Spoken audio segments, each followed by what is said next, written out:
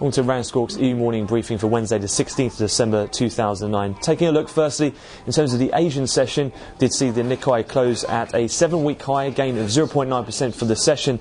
The banking stocks drove the move higher in Japan. That was after reports that global banking regulators are eyeing effectively delaying the implementation of new capital rules, referring to the Basel Committee on Banking Supervision and reports out of the Nikkei press.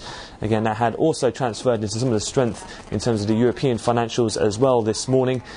Very much so, it's been a case of some positive data coming out of both the UK and Europe. Firstly, out of the Eurozone, we've seen the latest in the manufacturing service PMIs coming out at a 21 and a 25-month high respectively.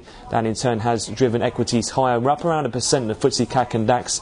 Allied that as well to a pretty decent number in terms of the jobless claims change in the UK, which actually turned into a negative, around minus 6,000, having been expected to come out at around plus 12,500. So some decent developments on the employment front in the UK. Has also seen strength move into the pound, with cable also trading higher this morning.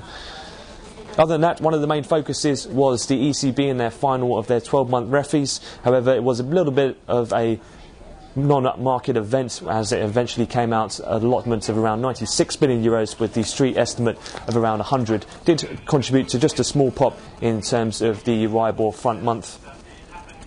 And just taking a look elsewhere as well from the Bank of England, notably the MPC member David Miles, he's come out and said that he would consider, and he is thinking about, a cut in terms of the bank's reserve remuneration rates, which did put a bit of a lift as well in terms of short sterling in the stirs.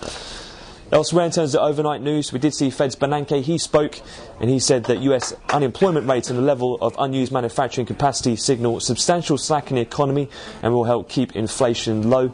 In terms of T-notes overnight and so far in Europe, we are trading up around 6.5 to 7 ticks.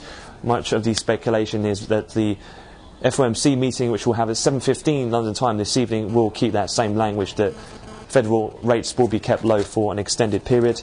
And elsewhere on the geopolitical front, note that the US House Representatives passed a bill imposing sanctions on firms that supply gasoline to Iran as punishment for the country's nuclear program, as well as state TV suggesting this morning as well that they've test-fired a further 2 missiles this morning.